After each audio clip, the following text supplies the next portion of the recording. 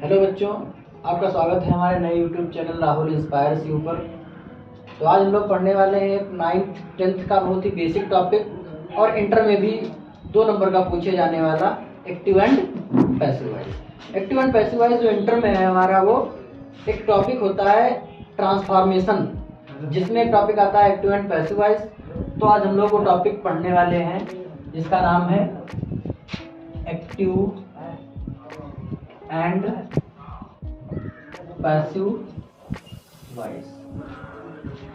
तो active and passive voice, अगर हिंदी में अगर हम बात करें तो एक्टिव का मतलब होता है सक्रिय। एक्टिव का जो मतलब होता है वो होता है सक्रिय, और जो पैसिव का मतलब होता है वो होता है निष्क्रिय। एक्टिव का मतलब होता है सक्रिय और पैसिव का मतलब होता है निष्क्रिय। तो एक्टिव एंड पैसिव वॉइस में कि एक्टिव का मतलब सक्रिय और पैसिव का निष्क्रिय, तो इसमें हम समझने के लिए क्या समझ सकते हैं कि ऐसा सेंटेंस जिसमें हमारा सब्जेक्ट एक्टिव हो, जिसमें हमारा सब्जेक्ट एक्टिव हो, सब्जेक्ट को प्रायोरिटी दी जाए, उसको बोलते हैं एक्टिव वॉइस। और ऐसा सेंटेंस जिसमें हम सब्जेक्ट को प्रायोरिटी न देकर, इसमें हमें सब्जेक्ट निष्क्रिय होता है, सब्जेक्ट को प्रायोरिटी नहीं दी जाती है, उसको बोलते हैं पैसिव वॉइस। तो एक्टिव एंड पैसिव वॉइस में जो हम समझ सकते हैं कि जो हमारा एक्टिव वॉइस का सेंटेंस होगा उसमें हम सब्जेक्ट को प्रायोरिटी, सब्जेक्ट को महत्वता ज़्यादा देंगे, सब्जेक्ट का महत्व ज़्यादा रहेगा। और जो पैसिव वॉइस होगा उसमें हम अपने ऑब्जेक्ट को ज़्यादा प्रायोरिटी देते हैं। तो देखते हैं कि हम लोग सबसे पहले किस किस टेंस की हम पैसिव वॉइस बनाते हैं। तो हमें पता है कि टेंस कितने होते हैं, टोटल 12 टेंस होते हैं। 12 टेंस में किस किस टेंस की पैसिव वॉइस बनती है और किसकी नहीं बनती है, पहले ये देख लेते हैं। तो टेंस हम पहले देखते हैं। टेंस, जो पहला टेंस होता है हमारा वो होता है प्रेजेंट इंडेफिनिट टेंस। जो हमारा पहला टेंस है वो है प्रेजेंट इंडेफिनिट टेंस। जो दूसरा टेंस है वो है प्रेजेंट कॉन्टिन्यूअस टेंस। तीसरा टेंस है प्रेजेंट परफेक्ट टेंस। तो जो टेंस हमारे प्रेजेंट के 3 टेंस होते हैं, एक होता है प्रेजेंट इंडेफिनिट टेंस, एक होता है प्रेजेंट कॉन्टिन्यूअस टेंस, और तीसरा है वो प्रेजेंट परफेक्ट टेंस। इन 3 टेंस की पैसिव वॉइस हम बनाते हैं। लेकिन चौथा इसका प्रेजेंट का ही एक होता है प्रेजेंट परफेक्ट कंटिन्यूअस टेंस।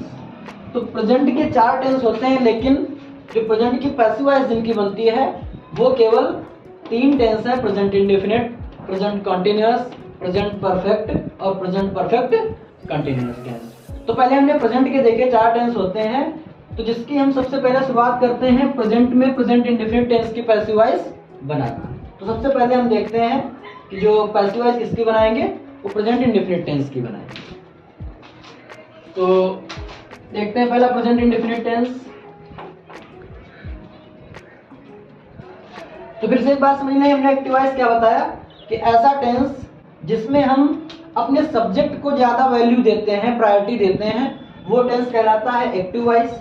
और जिस भी टेंस में हम ऑब्जेक्ट को ज्यादा प्रायोरिटी देते हैं कि जिसमें हमारे लिए जरूरी है, जैसे हम एक सेंटेंस के थ्रू आपको बताना चाहेंगे कि जैसे माता जी ने खाना पकाया, माता जी ने खाना पकाया।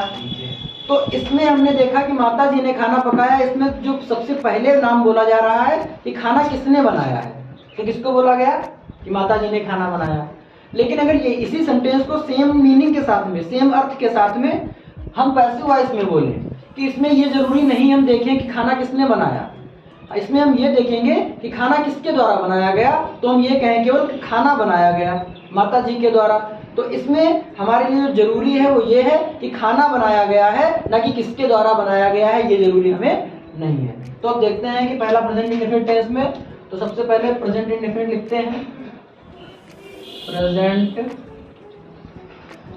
Indefinite tense.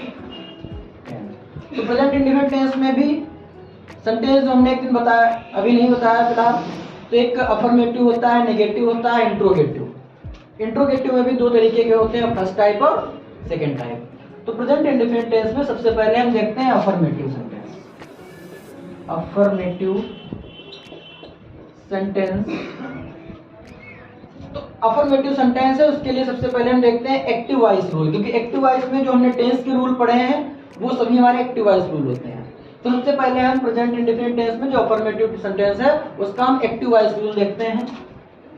तो एक्टिव वॉइस, तो प्रेजेंट इंडेफिनिट टेंस का एक्टिव वॉइस रूल क्या होता है, तो हमें पता है जैसा कि सबसे पहले सब्जेक्ट, और हम यहाँ पे वी फर्स्ट, मतलब ये वी फॉर वर्ब और वर्ब की फर्स्ट फॉर्म, तो हम सब्जेक्ट फिर वर्ब की फर्स्ट फॉर्म, और फर्स्ट फॉर्म में हम लगाते हैं एस या ईएस। लेकिन कब लगाते हैं कि जब सब्जेक्ट हमारा सिंगुलर हो, जब हमारा सब्जेक्ट सिंगुलर है तो हम वर्ब में एस या ईएस लगाते हैं।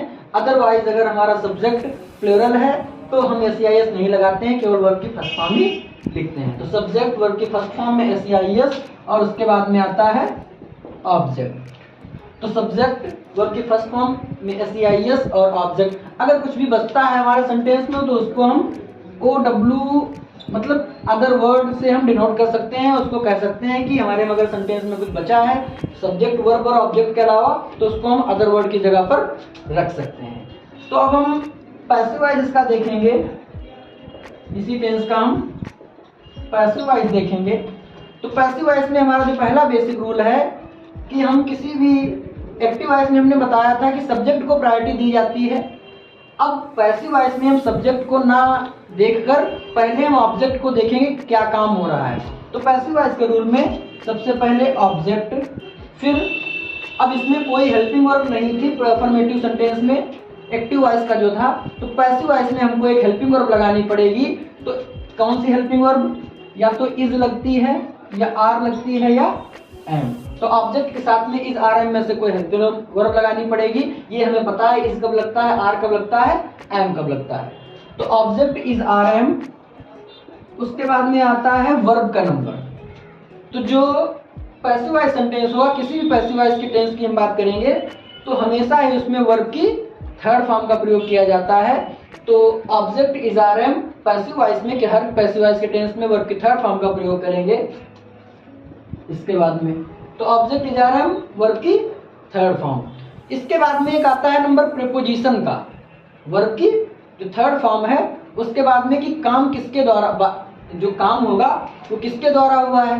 तो अभी तक हमने ज्यादातर पढ़ा है कि प्रीपोजिशन वर्ब की थर्ड फॉर्म के बाद में प्रीपोजिशन बाय लगाया जाता है, लेकिन इसकी जगह पर हम ये वर्ब की थर्ड फॉर्म के बाद में बाय ही न कहकर यहाँ पर हमारा कहना है, हम कहेंगे कि कोई भी सुइटेबल प्रीपोजिशन, कोई भी सुटेबल प्रीपोजिशन हम लगाएंगे, कि जो भी सुटेबल का मतलब जो यहाँ पर उपयुक्त हो, हमारे लिए सही हो टेंस के हिसाब से प्रीपोजिशन।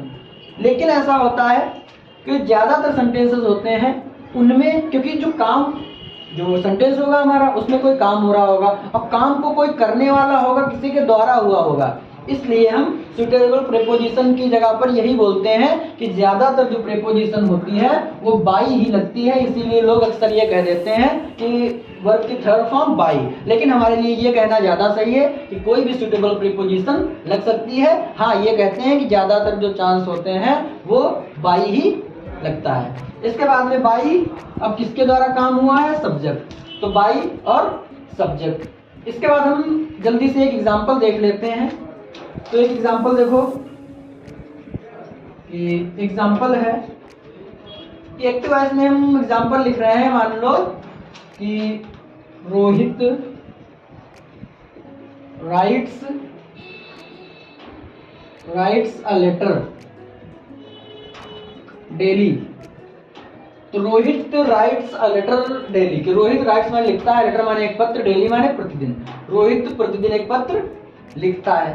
तो एक्टिव वॉइस का हमारा हो गया। देखो ये रूल फॉलो कर रहा है, सब्जेक्ट वर्ब है, एस या एस लगा है, ऑब्जेक्ट है, और अदर वर्ड में डेली जो रह गया है। तो इसका हम जल्दी से पैसिव वॉइस देखते हैं कि सबसे पहले जो हमें पैसिव वॉइस में सबसे स्टार्टिंग जो रूल देखना है वो यही है कि सबसे पहले जो सब्जेक्ट है उसकी जगह पर हम ऑब्जेक्ट को प्रायोरिटी देंगे। तो पहले हम ऑब्जेक्ट को उठा के लाते हैं सब्जेक्ट की जगह पर अ लेटर, ये हमारा पूरा ऑब्जेक्ट हो गया। इसके बाद में हम कोई हेल्पिंग वर्ब लगाना है पैसिव वॉइस हमने बताया इज आर या एम में से। तो इज जब कोई सिंगुलर सब्जेक्ट हो तो इज हेल्पिंग वर्ब लगती है, तो यहाँ पर हम तुरंत हेल्पिंग वर्ब इज लगाएंगे। तो अ लेटर इज, अब वर्ब क्या है? राइट, राइट्स वर्ब है, तो पैसिव वॉइस में वर्ब लगेगी कौन सी? वर्ब की थर्ड फॉर्म। तो राइट की थर्ड फॉर्म क्या होती है? रिटन। तो a letter is written.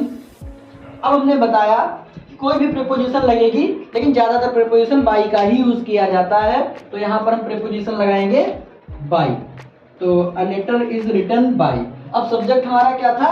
Rohit, तो हम रोहित सब्जेक्ट को लास्ट में ऐसे ही रख देंगे जिस तरीके से वो दिया है। तो a letter is written by Rohit. तो ये था प्रेजेंट इंडेफिनिट का अफर्मेटिव सेंटेंस का जो रूल था। एक्टिव वॉइस रूल हमने ये देखा, पैसिव वॉइस में इस तरीके से हमने बनाया। एक एग्जांपल के थ्रू हमने देखा Rohit writes a letter, Rohit एक पत्र लिखता है डेली, प्रतिदिन। अच्छा, लास्ट में डेली जो अदर वर्ड छूट गया है, तो उस अदर वर्ड को हम लास्ट में ही ऐसे ही लिख सकते हैं, या letter is written by Rohit daily. ठीक, लेकिन एक चीज और यहाँ पे नोटिस कर लें कि जो डेली शब्द है, इसको हम अगर यहाँ पर रिटन के बाद में लिखें तो ज्यादा सुटेबल रहेगा कि a letter is written daily by Rohit, लेकिन यहाँ पर भी कोई दिक्कत ऐसी नहीं है। तो ये था हमारा एक्टिव वॉइस का, प्रेजेंट इंडेफिनिट का एक्टिव वॉइस। तो इसके आगे जो अगला भाग हमारा वीडियो रहने वाला होगा वो इसका निगेटिव, इंट्रोगेटिव। इंट्रोगेटिव के दो टाइप होते हैं, फर्स्ट टाइप और सेकंड टाइप, दोनों ही इनके इंट्रोगेटिव और निगेटिव रूल देखेंगे। तो ये हमारा एक्टिव वॉइस हमने अपना टॉपिक स्टार्ट किया था।